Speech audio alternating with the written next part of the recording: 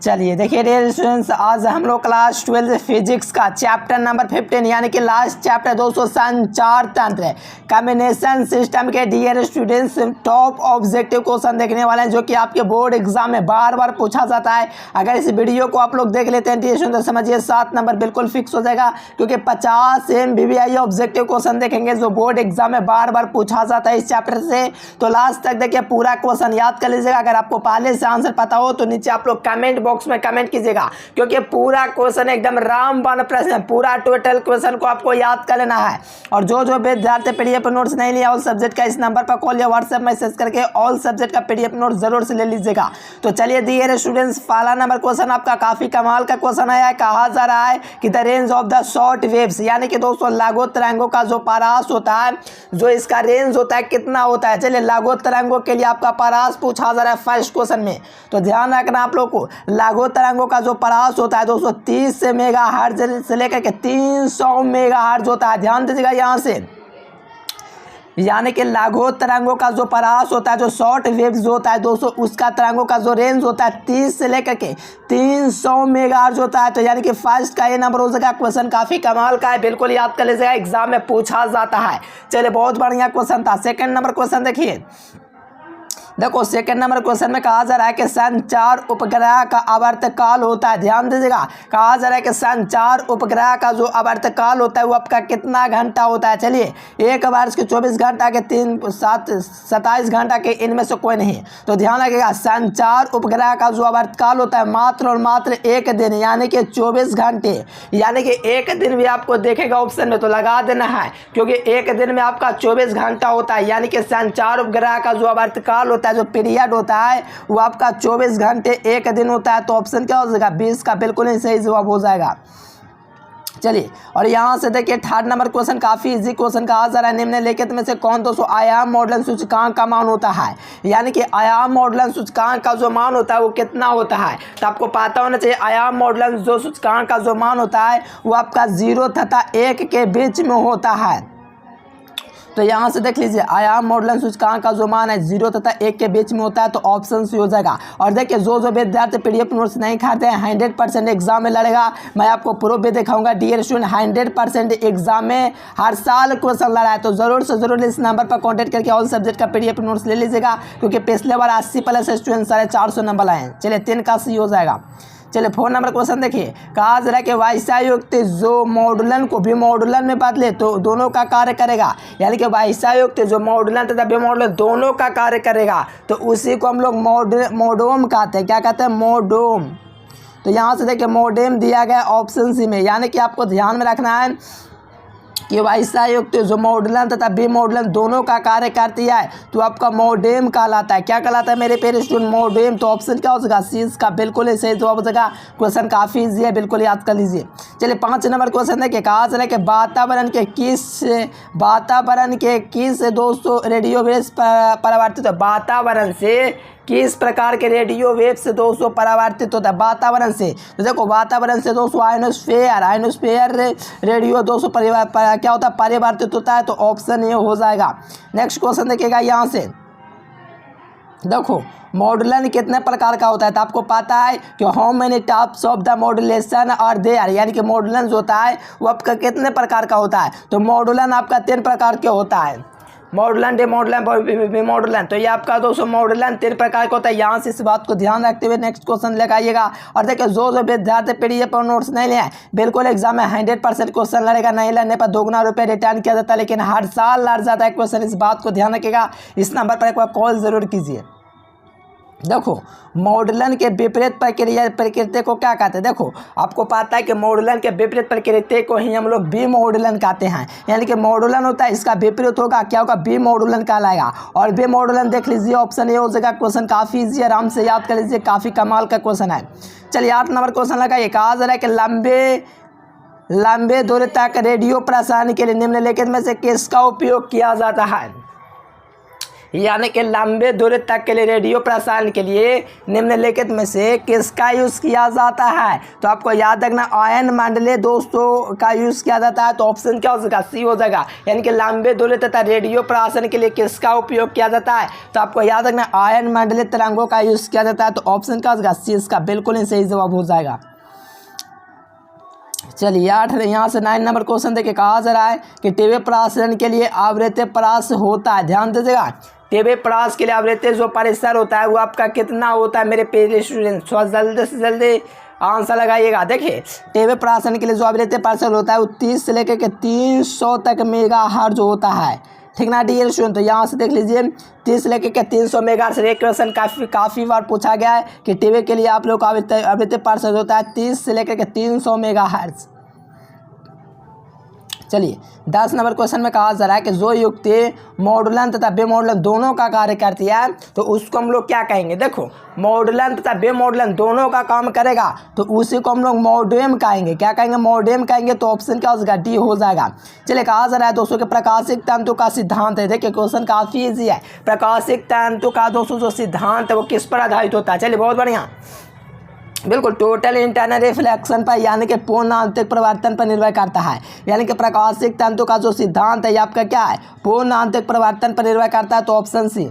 Next question देखो, कहा जा रहा है कि प्रकाशिक तंतु है। ध्यान दीजिएगा, प्रकाशिक तंतु कौन है? तो देखो प्रकाशिक तंतु जो होता है ये तरंग निर्देशक यानी कि संप्रेषण एवं तरंग निर्देशक दोनों होता है। यानी कि प्रकाशिक तंतु जो होता है संप्रेषण एवं दोस्तों तरंग निर्देशक दोनों होता है। ये आपका क्या होता है? प्रकाशिक तंतु होता है। तो ऑप्शन क्या हो जाएगा? ए हो जाएगा। ध्यान दीजिएगा, यहाँ से कहा जा रहा है कि UHF परिसीमा की आवृत्तियों को समानता संचरित होता है। यानी कि UHF जो परिसीमा की आवृत्तियाँ जो समानता संचरित होता है वो आपका क्या होता है? तो आपको पता होना चाहिए आंतरिक तरंगों द्वारा होता है। यानी कि आपको पता होना चाहिए UH सीमा जो होता है दोस्तों परिसीमा की आवृत्तियों का समानता संचरित होता है उसके लिए आंतरिक तरंगों के द्वारा दोस्तों होता है। तो ऑप्शन क्या हो जाएगा? डी इसका बिल्कुल ही सही जवाब हो जाएगा। क्वेश्चन काफ़ी कमाल का है, बिल्कुल याद कर लीजिए सभी क्वेश्चन। चलिए यहाँ से 14 नंबर क्वेश्चन कहा जा रहा है कि प्रकाशिक तंतु के लिए समानता दोस्तों क्रांतिक कोण का मान क्या होगा? देखिए प्रकाशिक तंतु के लिए जो क्रांतिक कोण का जो मान होगा वो आपका कितना डिग्री होगा? 77 डिग्री होगा। तो ऑप्शन क्या हो जाएगा? डी हो जाएगा। देखो प्रकाशिक तंतु को समानता क्रांतिक कोण का मान जो होता है वो आपका कितना होता है? 77 डिग्री होता है। तो ऑप्शन क्या हो जाएगा? डी हो जाएगा। ध्यान रखना प्रकाशिक तंतु के लिए generally the value of the critical angle of for the optical fibre is, तो याद रखना है कितना? 77 डिग्री होता है। तो ऑप्शन डी। चलो माइक्रोफोन द्वारा होता है, क्या होता है? माइक्रोफोन द्वारा होता है, बताइएगा मेरे प्यारे लाल। कहा जा रहा है कि माइक्रोफोन द्वारा होता है तो इसमें क्या होता है? ध्वनि धाब का जो होता है दोस्तों विद्युत वोल्ट या धारा में परिवर्तन हो जाता है।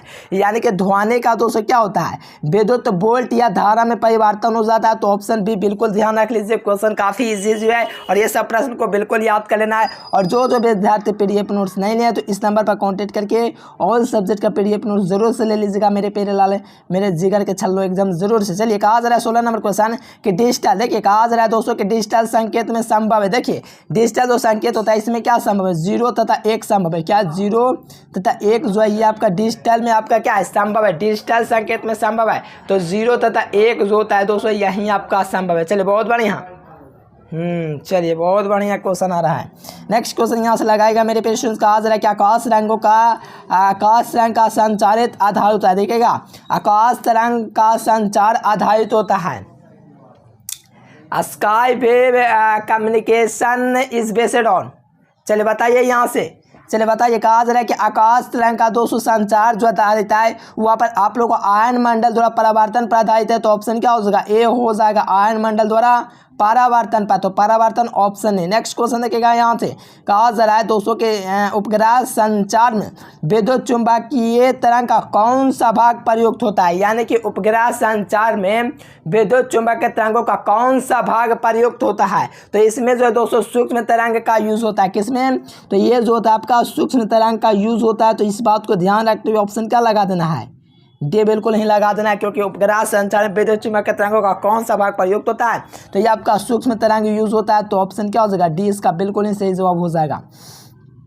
चलिए कहा जा रहा है 19 नंबर क्वेश्चन में कि भूत तरंगों के लिए प्रेषण आवृत्ति का परास कितना होता है। भूत तरंग प्रेषण में प्रयुक्त आवृत्ति का जो परास होता है वो आपका कितना डिग्री होता है। चलिए ये आपको पता हो देते होना चाहिए 500 के हर्ज से लेकर के 1500 के हर्ज तक होता है, ठीक ना डियर स्टूडेंट्स। ये क्या होता है, भूत तरंगों के लिए होता है। ध्यान रखिएगा भूत तरंगों के लिए सब प्रश्न आपके सेंटअप एग्जाम, फाइनल एग्जाम ये सब पूछा हुआ क्वेश्चन है। चलिए 15 नंबर को कहा जा रहा है कि आकाश से तरंगों द्वारा संचार के लिए उपयुक्त आवृत्ति परास क्या होता है। देखो अब आकाश के लिए पूछा है, भूत तरंगे के लिए बात है 500 के हर्ट्ज से लेकर के 1500। और भाई अगर आप लोगों से आकाश के लिए पूछेगा तो 200 मेगाहर्ट्ज से 2 से लेकर के 20 मेगाहर्ट्ज तक ये क्या होता है, आकाश तरंगों के लिए होता है। देखो ये आकाश के लिए होगा, ध्यान दीजिएगा क्वेश्चन काफ़ी कमाल का। ये आकाश के लिए हो गया दोस्तों आवृत्ति परिसर हो गया। और भाई अभी हम आपको बताए थे भूत तरंगे के लिए 500 से लेकर के 1500 हर्ट्ज। चलिए बहुत बढ़िया option C. Next question mobility का ऐसे मात्रक क्या होता है, S unit of the mobility, यानी कि एस यूनिट क्या होता है मोबिलिटी का। तो इसका जो मात्रक होता है उसका मात्रक जो होता है एम्पियर मीटर होता है, बाटा में न्यूटन होता है। एम्पियर गुना मीटर बाटा में न्यूटन ऑप्शन ए में दिख रहा है। तो ए नंबर को लॉक किया जाए और ऑप्शन ए को लगा दिया जाए। चलिए बहुत बढ़िया।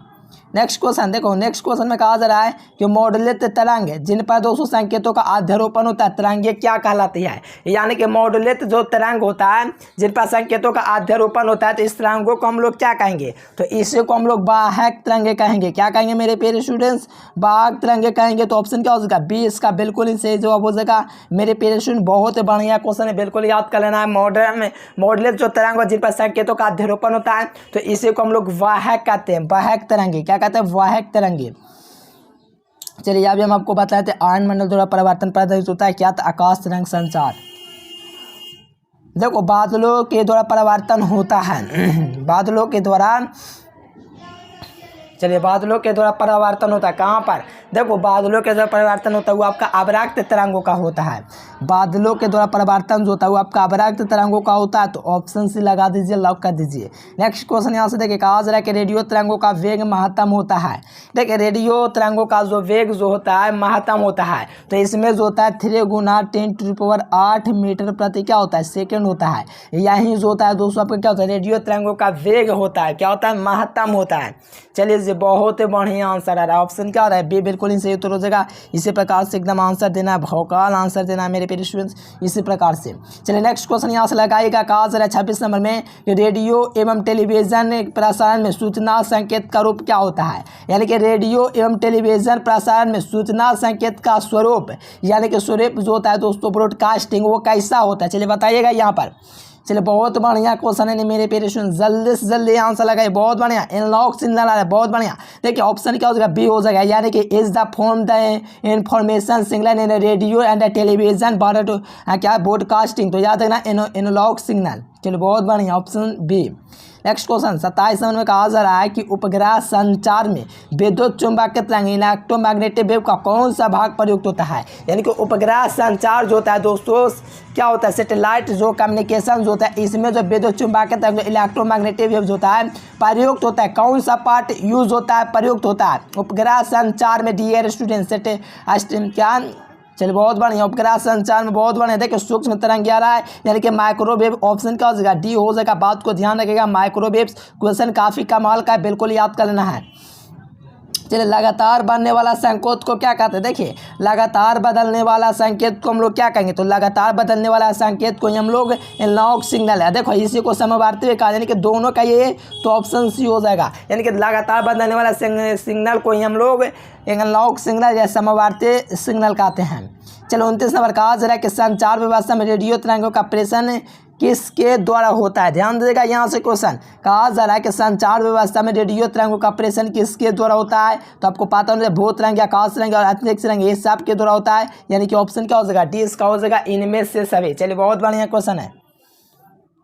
चलिए यहाँ से 23 नंबर देखिए कहा जा रहा है कि नियत आयाम का रेडियो तरंग निम्न में से कौन किससे उत्पादित होता है। यानी कि नियत आयाम का रेडियो तरंग जो है निम्न में से किससे उत्पादित होता है। तो ये जो होता है दोस्तों दोलित्र से होता है। किससे होता है, लेकिन निम्न आयाम का रेडियो तरंग जो होता है किससे उत्पादित होता है, तो दोलित्र से होता है। तो ऑप्शन डी।